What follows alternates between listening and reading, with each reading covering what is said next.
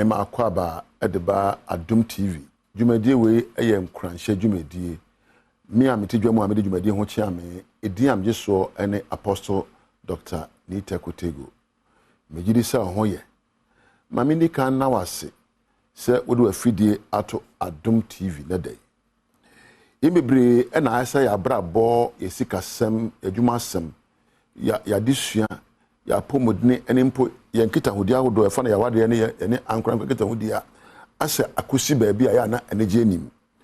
Most of us are required to reset our lives, indeed to renew our lives so we can enjoy the changes that can make our lives outstanding. Onyame boy ense ya amama obeye ndihye obeye oboy ense ya de nyina so tumfo ye owura muwura.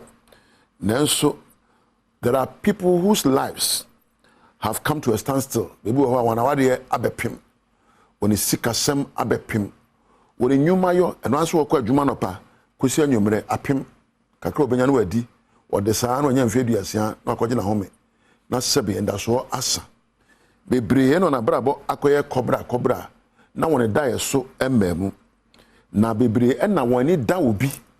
Many of us are looking to others to get so that they can give to us. Bebre any dae obi wonya no mambia mepe wode me fa mepe enti mpanin se ya wampanimfo a wona wo mba ya wona yire wo ho hwe wo mba no se nkwara ne benyi daachi ahwe omo onsie tutu na de eni ne saa abrabo se wotimi agina wo nanso brane. You must be independent physically, you must be independent emotionally, and you must learn to be independent spiritually. Said the baby to me agina wo nanso aka se mesoso me your mama mesoso me dimu ene de ameno ka se mpese bisa wasem tiawa. Are you physically independent? Won nan obi na abu obra wontie obi ensem na wa hewata ade wonye bibi se wo de ko impress obi ana wo ye ne akoma edaso. Are you emotionally independent? Watinka waji fa hodie se wanigye enyina neoma ebesi so se wanigye enyina ba ma bia na oba bi so se wanigye enyina eduro bi so ana ensa bi abenom so se wanigye eyade bi efiri mu mapa esane awankasa wakakere wo otimu. Are you spiritually independent? Se wakra bi emfa wakra no mum eba na se wakra fun wakra bone okra se bi ebu abonfia okra se bi okira se wode won sem fata se osunsum atoba ha aso we osunsum independent ana. These are things you need to be aware of because independence creates the freedom of choice. So when you fa ahodi a ena etimi fatimopo a ejina wankasa wadwene proso a ejina wan susu yeso sabe akwa edan ni wura akwa edan ni wura na kosi se wo ya akwa idie wura ena be chiro de abaye na se sabe wonya fa ahodie hunam fam wonya fa ahodie atinka fam na nya fa ahodie sunsun fam a wonnan obi wodan wankasa wotimopo ne susu ye ati me kasa ne de abaye koi me de me kra ne me wire nyina ehye awuradim na me de me kra ne me wire ehye sabe wobonsam nanso so nipa baabi a wode wo kra na wo wira hye no e kire baabi a woko baabi a wode wo kra na wo wira be hye no e kire baabi a woko wo ye nipa miensa na wo honam baakum wo ye honam wo kra na usunsun wo kra na kire ne manyina abenya ye ka wo nipa kra wo kra ye adwene a wodwene wo kra ye adwene a wodwene atenka ekenya no na wo kra kro no ye mfoni a watwa go adwene proso na okra kro no ano ni ade opeye ndi se wo pe ehye obi paase se wadwene ehye obi adwene mu na watenka ehye obi ne yemu a woni fa hodie. And many of us are walking this earth with our soul becoming subservient to certain things that are not supposed to be as masters.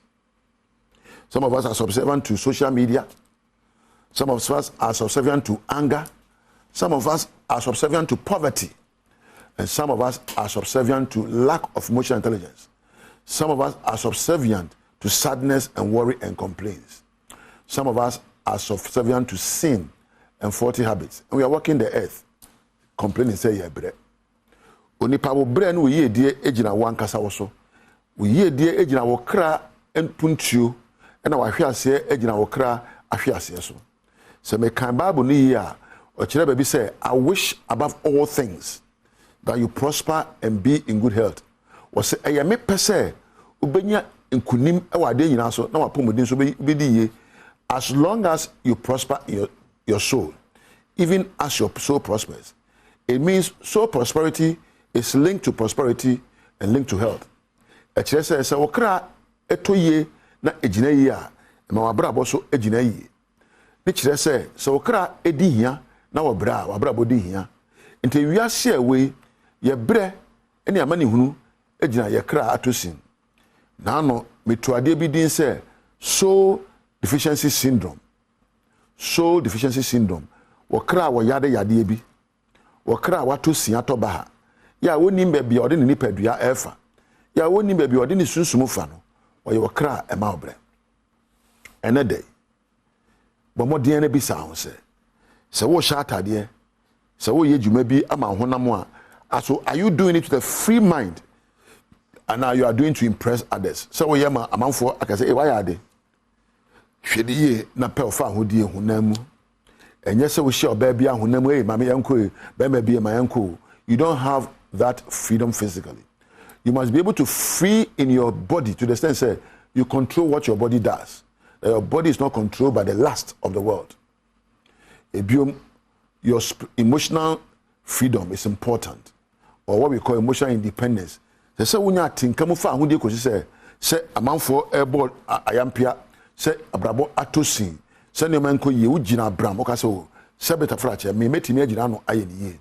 Your life does not depend on your circumstances, and your situations do not define you. Therefore, you have an emotional independence that drives you to do what is best. And to what think kanya fa hu dey ema nia esafata wo. Yes, what think nyina so ene ne obi ka kire wo ne obi anka kire wo. Yes, what think nyina so ene ne esie ne ansie. Obi a wo atinkan fa hodie no egia nan so ka say we di aba enso metime agina ho. Ena kurakura no sunsum so fa hodie hu ya. You must set your spirit free. Bebre ene adwen say ye kramofo ye Christofo enti enya fa hodie da bi.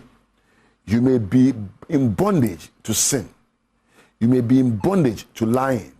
You may be in bondage to stealing and corruption. You may be in bondage to drugs.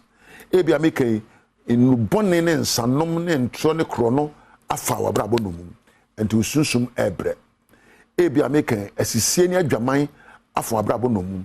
Enti wokra ebre ene usunsum obre. Na de gifa ahodie. Na ma wokra enhome kakra. Na ma usunsum so enyina brane. Na wonan oyofo no oyo no na ji wonkra efri ne ho wo ba wiase no nyame de nkra bi ma ebia wo rafi na wo na ne waja sesansa nkra no sanjina wo na so na bisa awurade se pape nkra be na de ma me se me kan wi kire wiase me rafi na kan me wonkra ne se wo ba be ya odini wonkra ne se wo ba be dimu wonkra ne se wo di bibi be ka abrabo ho na abrabo ho fa ho di aba nkra de ba no enye nkra se wo be ware awo enye nkra se wo be to kai enye enkra se bo abrabo se de tie bia wo nkra bia de ma se fa bra wiase se enam so ahoto beba obi fie ene obi manso aha ena me du besie me da se wa hweme me gidi se ene de obenya fa hodie ama wo kra na osunsun na wo bubura se de tie na nko ya koa enhye obi nsa se mpopo bi asom na me kanfo otwediampon ede ma wo ono ye ade nyina so tumfo wasahene no abusua onyame nka ho se wanya amra hweme edi am yeso onim nada Apostle Dr. Nita Kotego moma menda da che hene ase ona me producer na menda Thomas na pamfo camera na menda Frank na pamfo sound na menda MCR lighting na from managers ase Adom TV di my phone nyina medam ase o ahwe am so no woni onyame entina